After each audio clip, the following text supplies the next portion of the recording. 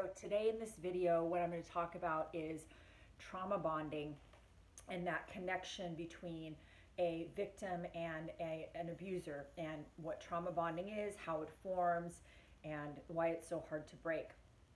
So trauma bonding is where a victim will be bonded to their abuser, emotionally, hormonally, neurologically bonded to the abuser. How does this start? Or to the manipulator? Well, the way that it gets formed is during the love bombing stages of the relationship. The narcissist, like if they're a covert narcissist, they may give the victim, like they may, make the victim feel so loved and accepted, and everything that they do is amazing. They're on a pedestal. They may say things like, "You're the love of my life. I've never been this happy. I've never felt this way about anyone. You're my soulmate." The victim feels like everything they do is just, accepted and loved. And they're put on this pedestal, and the narcissist wants to spend all their time with them and love bombs the heck out of them, right? So that is where the first initial, intense bonding occurs.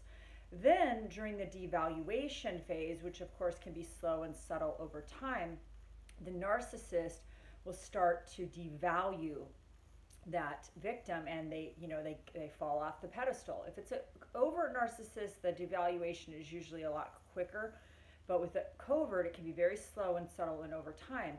And one thing a covert narcissist or sociopath are very, very good at is the way that they use intermittent reinforcement is all about withholding. So they will, in the love bombing, there's intense, chemistry, there's lots of great sex, and that is also helping with the trauma bond. But during the devaluation phase, the narcissist will use withholding.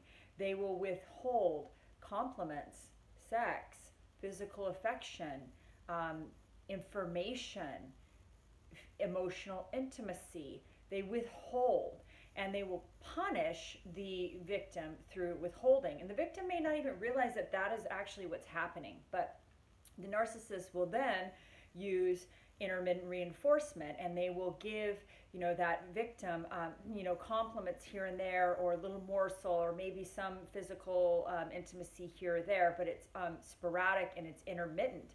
So if you've read up anything about intermittent reinforcement, it's actually the most strong bonding. It reinforces. It's the strongest reinforcer there is. So when that narcissist is giving the victim their intermittent reinforcement, that victim is like love starved. So they're like, oh, he gave me a compliment. Oh, I did okay. I pleased him. I was okay. I was good enough for him in that moment, right? So there's all of this sort of, dynamic, this manipulation that's going on. The narcissist is highly aware of what they're doing in terms of their manipulation. It's a game. The victim is basically a toy to them that they're playing with. They're literally playing and brutalizing or manipulating that person's emotions and mind. And they use a lot of gaslighting in here to also keep the victim confused and second guessing and feeling insecure and off balance. The narcissist loves that. They really, really like to work on keeping people in a state of confusion and insecurity, right?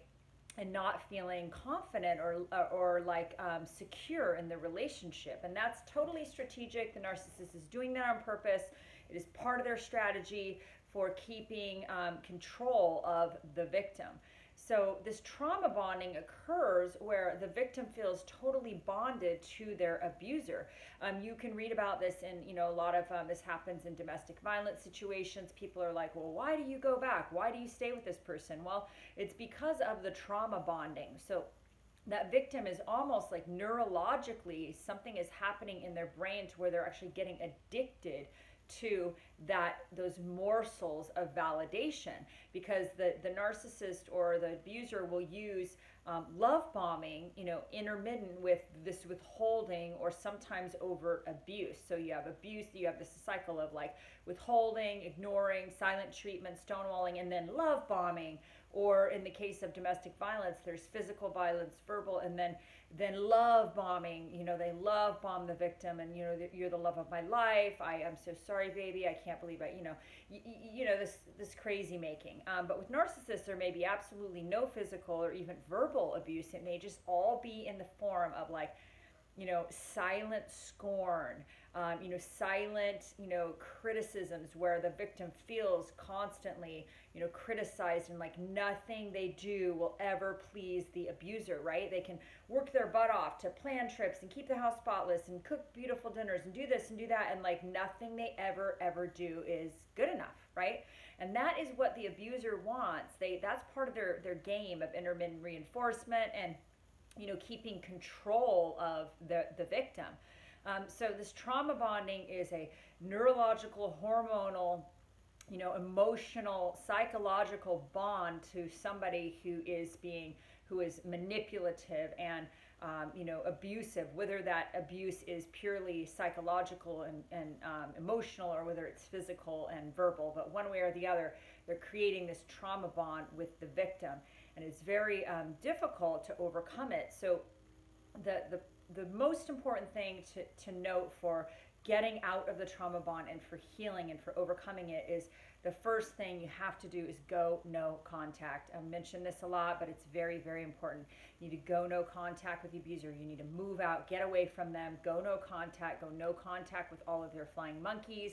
You need to have no, you know, do not see, you know, block them on all social media. Do not try to look at what they're doing. Who cares what they're doing? Whatever they're doing, it's maladaptive and crappy. Who cares? Block them on everything. And then once you go no contact, you're going to start getting some perspective.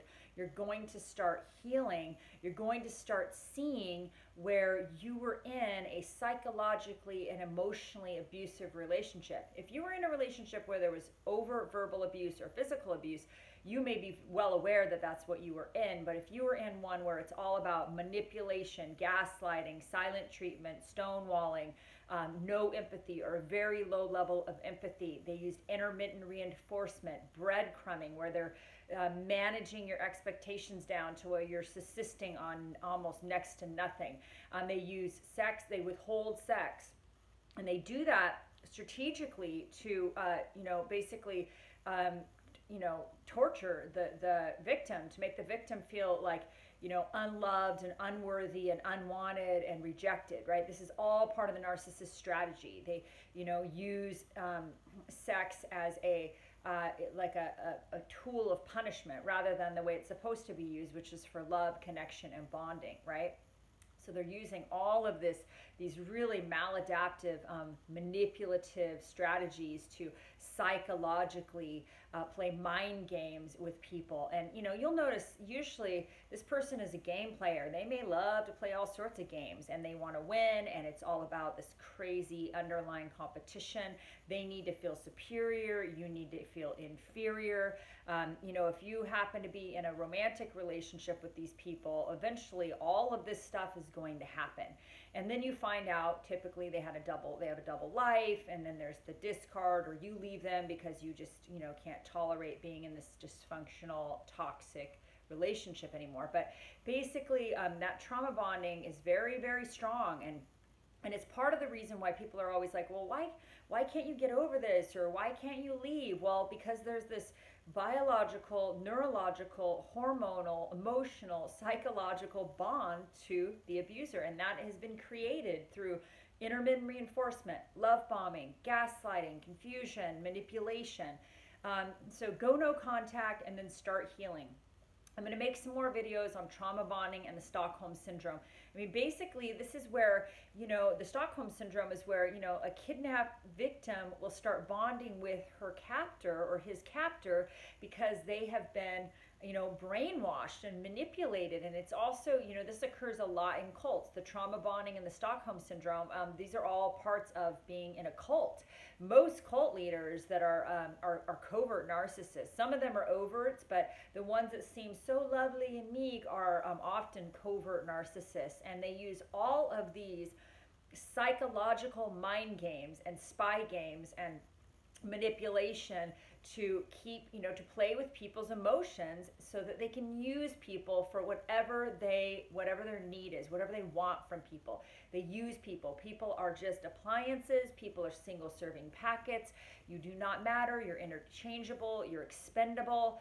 You're replaceable. It doesn't matter. The new source of supply is just as expendable as the old sources of supply. Basically, they look at people like people are things, and they're there to use you for what they can get out of you. If it's money, if it's sex, if it's legitimacy, if it's a mask of normalcy, if it's they may use you because they don't have any friends and they need to have friends in order to keep a clearance, or they want it in order to appear normal. They need to appear that they have friends. So these are all, this is all part of the trauma bonding and the brainwashing that goes on when you're in these relationships with these people. And remember, the gaslighting is where they are psychologically trying to make you question your own reality. They will tell you that didn't happen that way, or no, that's not what I meant, or that's not what I said. When you remember, it's exactly what they said. So this is just another form of high level of manipulation. And normal, kind, decent people do not use this kind of manipulation with people. They just don't. This is something that people that have a pathological character disturbance or addiction, that's what they use.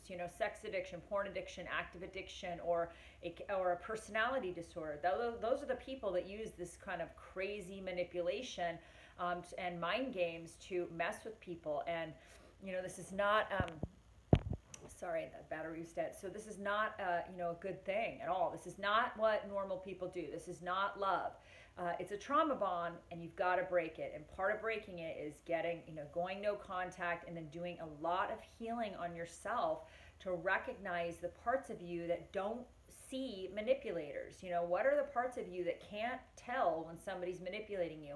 And I will say that some of these people are very, very high level manipulators. They may have a very high IQ. They may be very strategic. They may be very cunning and careful. And, they have spent a lot of time, figuring out how to, really mess with people's minds, right? So, I get it. Sometimes, this person may present to the world to be the most honest Boy Scout, incredible integrity, total honesty. Nobody would ever suspect that this person who's a covert narcissist is a mastermind manipulator, but that's what you're dealing with. And of course, it can be very difficult for you if you're trying to get some sort of validation. Everyone's like, oh no, he's a Boy Scout. That guy's a saint. I don't know what you're talking about. And you're like, no, I was master manipulated by this person. I've literally been brainwashed. I have this crazy trauma bond. So that's all, what may be a part of this toxic relationship with this toxic person. And you've got to get away. You got to take a break. Do not start dating right away. It's really important that you take some time to heal, that you do some work on yourself. I've been doing a lot of work by going to Codependence Anonymous. I'm doing a lot of therapy, cognitive behavioral therapy. I'm working with a specialist who understands being in a relationship with a sex addict, narcissist, sociopath. She understands these types of psychologically manipulative and abusive relationships. I've been doing a lot of EMDR therapy, transcranial magnetic stimulation. I'm reading a lot of books. I'm educating myself. That's totally part of the first part of the process. And now I'm trying to help you guys, because I'm getting over onto the other side. I'm getting my power back. I'm exercising again. I'm meditating. I'm doing really well in my job. Like, things are starting to get much better for me. I'm healing. And so part of my healing journey has been to help you.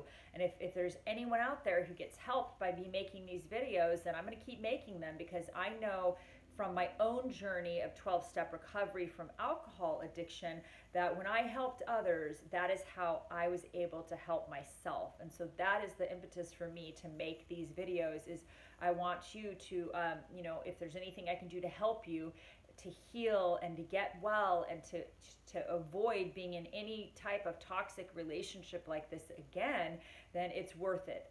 So I hope you have a wonderful day. I hope you're thriving. I hope you're meditating, you're doing yoga, you're drinking plenty of water, you're getting lots of rest, you're spending time with your friends and family, you're going hiking, you're gardening, you're doing what you love. if you love to write or paint, start doing that again. And don't forget to write your story. Write it down. Tell a friend, tell your story, tell it to somebody safe, and it's okay. You can own it. It happened to you, but you are going to heal. You're going to get well, and you're going to thrive. So I'm sending you peace, love, joy, and happiness. Bye-bye.